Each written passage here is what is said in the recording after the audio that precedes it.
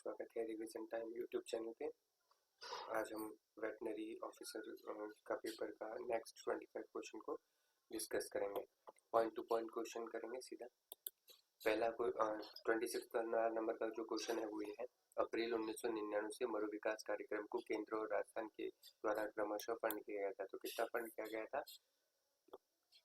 100% केंद्र सरकार के द्वारा, 50-50%, 25-75 और 75-25। तो इसका सही आंसर हो जाएगा केंद्र सरकार के द्वारा 75, राज्य सरकार के द्वारा 25। भारत मौसम विज्ञान विभाग की परिभाषा के अनुसार भयंकर सूखा होता है जब वर्षा में कमी होती है। 40 से 65% की कमी, 50% से अधिक, 50% से कम और 25 से 49%। तो सही आंसर हो जाएगा 50% से अधिक वर्षा में कमी होती है तो उसे मौसम विभाग द्वारा सूखा घोषित किया जाता है, भयंकर सूखा। जून 2018 में अरावली में अत्यधिक वनोन्मूलन के लिए किस संगठन के द्वारा केंद्र हरियाणा और राजस्थान सरकार को नोटिस दिया गया था? राष्ट्रीय मानवाधिकार आयोग के द्वारा, भारतीय वन सर्वेक्षण के द्वारा, विधि आयोग के द्वारा, राष्ट्रीय बाल अधिकार संरक्षण आयोग के द्वारा। तो राष्ट्रीय मानवाधिकार के द्वारा दिया गया था। डीडवाना, पंचभद्रा, सांभर जिलों में कौन सी मृदा पाई जाती है? लिथोसोल, सोलन चौक, सिरोज, ब्राउन मृदा। तो इसका सही आंसर आएगा सोलन चौक। ये क्वेश्चन भी बहुत बार पूछा गया है। यहाँ पे नदी दे रखा है और उसकी सहायक नदियां दे रखी है, तो सही उत्तर जो है वो आपको बताना है।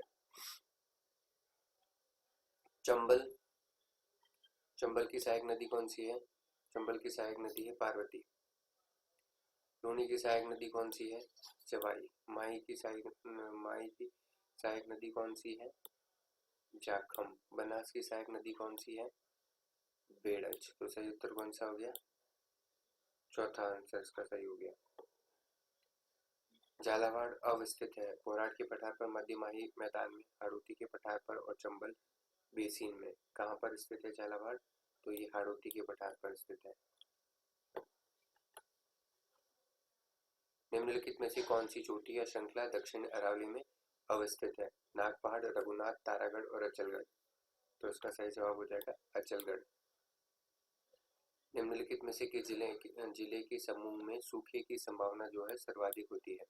झालावाड़, टोंक, सवाई माधोपुर, करौली, भरतपुर, धौलपुर, करौली, जालोर, चूरू, बीकानेर, जोधपुर, बाड़मेर, प्रतापगढ़, चित्तौड़गढ़, जालोर, चूरू।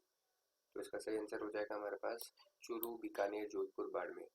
राजस्थान में 75 से 110 सेंटीमीटर औसत वर्षा वाले क्षेत्रों में निम्न में से किस प्रकार की वनस्पति पाई जाती है? 175 से 110। उष्णकटिबंधीय कांटेदार वन, गुल्म तथा झाड़ी, शुष्क वन और शुष्क सागवान के वन। तो कौन से पर जाएगा? शुष्क सागवान के वन। ये भी क्वेश्चन बहुत बार पूछा गया है।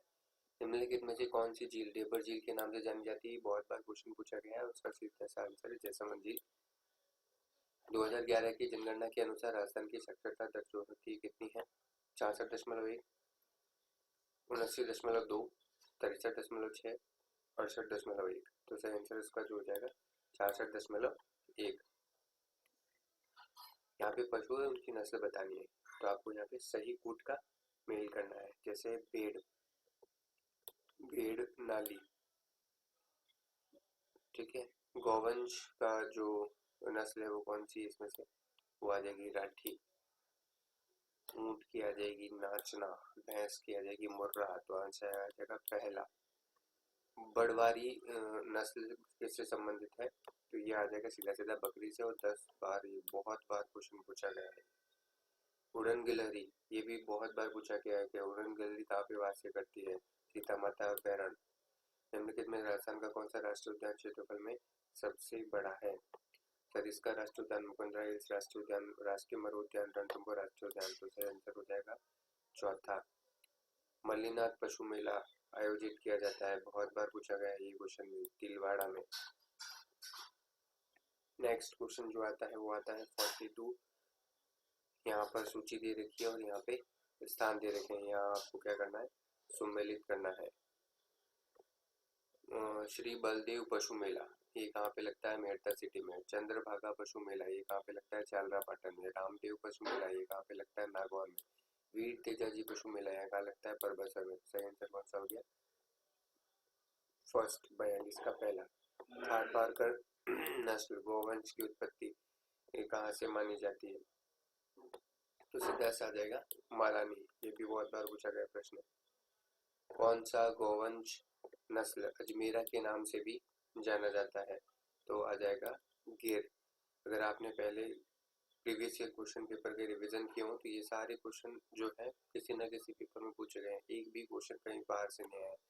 कृष्ण मृग शुभंकर जो आता है वो है कहाँ का है? बाड़मेर, चूरू, कोटा, जैसलमेर। तो ये सीधा आंसर हो गया इसका, चूरू जिले का है।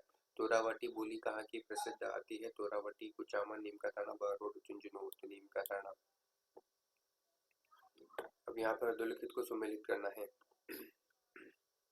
यहाँ लेखक दे रखे और यहाँ पे ग्रंथ, तो आपको यहाँ पे इसको सुमेलित करना है। श्रीधर, श्रीधर किसकी श्रीधर जो आता है वो आता है रणमल छंद, नरपति नालह, बिसल देव रासो, नल सिंह का विजयपाल रासो। और बादर का जो आ जाएगा वो आ जाएगा वीर मायन। तो उसका सही आंसर क्या हो जाएगा? तीसरा। ये इम्पोर्टेंट क्वेश्चन है, इसको आप एक बार वापस अच्छे से रिवीजन कर लेना। लोकगीत ओलियो जो आता है तो किसकी याद में गाया जाता है? री की याद में। ये भी बहुत अच्छा है। तिलवाड़ा का मल्लीनाथ मंदिर किस नदी के तट पर स्थित है? लूनी नदी। ये भी बहुत बार पूछा गया है। उस युग को चुनिए जिसने दोनों संत रामानंद के शिष्य थे। दादू धन्ना, दादू पीपा, दादू रज्जक और धन्ना पीपा। तो इसका आंसर हो जाएगा डी। यहाँ पे आपके नेक्स्ट 25 क्वेश्चन समाप्त होते हैं। इसके बाद वेटनरी के क्वेश्चन हैं, जो वेटनरी ऑफिसर के पशु से रिलेटेड, गोवंश से रिलेटेड क्वेश्चन है।